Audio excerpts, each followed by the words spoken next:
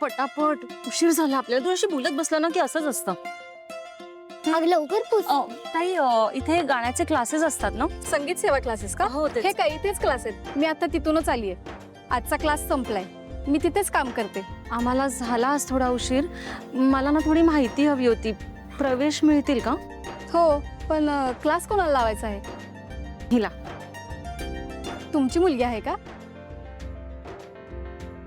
हो, तसंच समजा. हिला ना गाण्याची खूप आवड आहे. छान. काय नाव आहे बाळा तुझं? ओवी. ओवी मिळेल. अरे वा, बोलतानाच आवाज इतका गोड आणि सुस्पष्ट आहे. मग गाताना तर तो अजूनच छान लागत असेल. मेंदळे म्हणजे ते रूपमवाले मेंदळे का? तुम्ही त्यांच्यापैकी तर कोणी नाही? नाही, आम्ही त्याच कुटुंबातले आहोत. अहो, मग तुमच्या घरात एवढं मोठं नाव आहे गाण्याचं. साक्षात सरस्वतीचा वरदहस्त लाभलेलं घराणं आहे तुमचं. मग तुम्ही हिच्यासाठी बाहेर गुरु का शोधताय? घरातच दिग्गज गुरु असताना हिला बाहेरच्या क्लासची काय गरज? आमच्या घरात गाणं पण काकू बाबा ताई, तुम्हाला उशीर झालाय ना? आम्ही उद्या येतो, सविस्तर बोलू तेव्हा. चल ओवी. पण ऐका तर. थँक्यू सो मच ताई.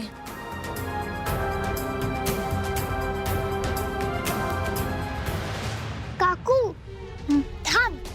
त्या काय म्हणाल्या? आपल्या घरात गाणारं खूप मोठं नाव आहे. कोण आहे आपल्या घरात गाणारं?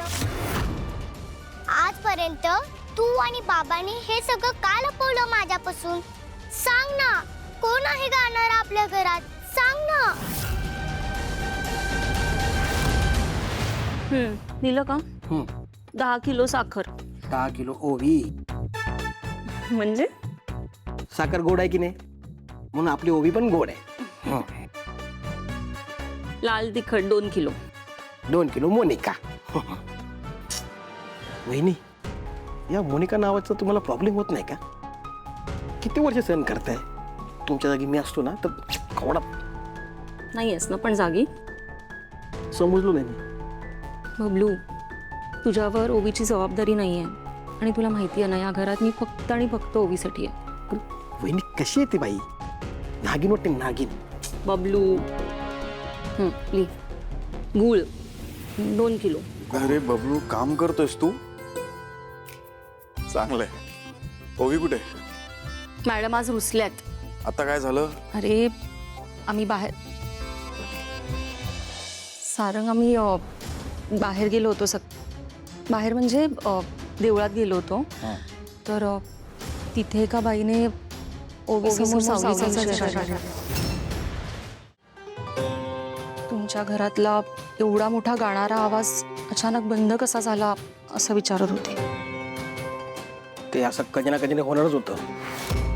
नाही म्हणजे मी विषय टाळला. ओवीला लगेच बाजूला घेऊन गेले, पण तिने ऐकलं होतं. मग काय, मॅडमचे प्रश्न चालू झाले. गाणारा आवाज, घरात कोण गायचं, कोण होती ती बाई, असे खूप प्रश्न विचारत होती. आणि माझ्याकडे तिच्या एकाही प्रश्नाचं उत्तर नव्हतं. मग आता मलाच या प्रश्नांना उत्तर द्यावं लागेल. हो. आणि सारंग, तिला असं वाटतं की तू तिच्यापासून खूप गोष्टी लपवतोस, म्हणून चिडली आहे ती. ठीक आहे, बघतो मी. सारंग दादा, असं काय बोलणार आहेस तू तिला? ते मी बघतो काय बोलायचं ते. लहान आहे ती, दुःखेल असं काय बोलू नकोस प्लीज. मी विचारेन मला जे हवं ते. मोठा अबीर, बोल ना रे माझ्याशी. सांग ना, का शांत बसलायस तू? आईशी नाही बोलणार का? बरं, ठीक आहे. तुला नाही बोलायचं तर ठीक आहे. तसंही तुझं शांत राहणं चांगलंच आहे माझ्यासाठी. घरात जरा खूप शांतता वाटते, छान वाटतंय. काय आणलंय बघा? देवगडचा हापूस आंबा. तोंडाला पाणी सुटलं का नाही? घरात येताना विचार केला, एवढी शांतता कशी? वाटलं अबीर शेठ घरात नसणार, पण अबीर शेठ घरात असून एवढी शांतता? काय झालंय? बाबा, त्याचं काहीतरी बिनसलंय. तरी आधी त्याचा अवतार बघायला पाहिजे होता तुम्ही. एकतर कुठेतरी पडून आलाय किंवा कोणाशी तरी भांडून आलाय. अबीर शेठ, अहो काय झालं आम्हाला सांगून सोडा की हो तुम्ही.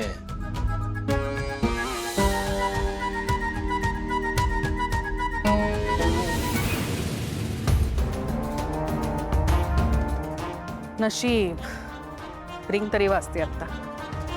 उचलत नाहीये फक्त फोन. मगाशी आउट ऑफ कव्हरेज एरिया लागत होता. कुठे गायब झालेत कुणास ठाऊक. कशाला एवढं टेन्शन घेतेस? पॉलिटिकली वेल कनेक्टेड माणूस आहे. एक व्याप आहेत का त्याच्या पाठीमागे? तुझे मिस कॉल बघून कॉल बॅक करेल तो. नको टेन्शन घेऊ.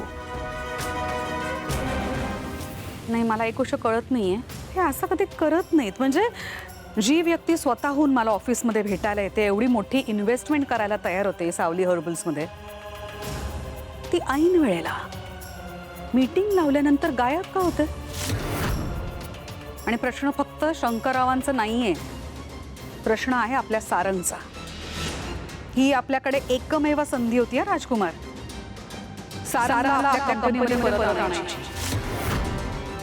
सावली या नावाबरोबर त्याचं जे इमोशनल अटॅचमेंट आहे ना, त्याचा वापर करून घ्यायची. पण नाही. बरोबर आहे आई तुझं. कुठे होतीस तू? शुभ्रा तुला कॉल करते, कॉल उचलता येते. वेळेचं भान नाही. तुम्ही असं एवढं ओरडून का बोलताय माझ्याशी? मी सकाळीच आईंना सांगून गेले होते की माझ्या मावशीची तब्येत बरी नाहीये म्हणून तिला भेटायला जाते. पण तुम्ही माझ्यावर आता असं ओरडून बोलताय जसं की मी खडकवासल्याला जाऊन तिकडे टाइमपास करत बसलेले. नाही, आमचाच जीव टांगणीला लागला होता. राजकुमारला खूप टेन्शन आलंय. फोन बघ, कधीपासून फोन करतोय तुला, फोन लागत नाहीये तुझा. काय झालं? हो आई, सॉरी, ते मावशीला भेटायला गेले होते ना मी. मग तिला दवाखान्यात न्यावं लागलं, तर तिकडे माझी जरा धावपळ झाली. आणि मग नंतर डॉक्टरशी बोलायला जेव्हा केबिनमध्ये गेले तेव्हा मला फोन सायलेंटवर करावा लागला. ते दवाखान्यात चालत नाही ना फोन असा रिंगिंग मोडवर असलेला, म्हणून मग तिथून निघाल्यानंतर मी विसरून गेले की मला फोन सायलेंटवरचा काढायचा. हे बघा अजून पण सायलेंटवरच आहे अजून. ओके, ठीक आहे. पण माझं चुकलंच आहे, सॉरी. मी जरा मध्ये फोन करून कळवायला हवं होतं की इथे वेळ लागू शकतो म्हणून. I am sorry. मावशी कशी आहे तुझी? हां, मावशी कशी आहे? मावशी बरी आहे. डॉक्टर म्हणाले 2-3 दिवसातच बरी होईल, काही टेन्शन घेण्यासारखं नाही. त्यांनी औषधं दिली आहेत ना, त्याने पटकन फरक पडतो म्हणाले. ती होईल बरी. मी काय म्हणते आई, मला ना थोडी भूक लागली आहे. तुम्ही दोघं जेवला आहेत का? की वाढू मी आपल्याला सगळ्यांना जेवायला? नाही, नको वाढूस. म्हणजे मला तर जेवायची इच्छा नाहीये. माझं डोकं म्हणत आहे गो. का? काय झालं? डोकं दुखतंय का? मी दाबून देऊ डोकं? नको, काही नको. ते जरा शंकरराव फोन उचलत नाही, तुला माहिती आहे ना, म्हणून जरा टेन्शन आलं होतं. ही एकमेव संधी होती आपल्याकडे, सारंगला आपल्या ऑफिसमध्ये खेचून आणायची काम करायला. ती सुद्धा गेली शंकररावांमुळे. मी तर सकाळीच म्हणाले होते तुम्हाला, तो माणूस असं करू शकतो. पण तुम्ही सांगितल्यानंतर मला वाटलेलं की आतापर्यंत डील झाली असेल डन. पण त्यांनी काही निरोप वगैरे दिला नव्हता का? आधी फोन लागत नव्हता त्यांचा, आता रिंग तरी जाते पण ते उचलत नाहीयेत. आता रिंग वाजतीये ना? हो. फोनची रिंग वाजतीये म्हणजे माझा प्लॅन सक्सेसफुल झालाय.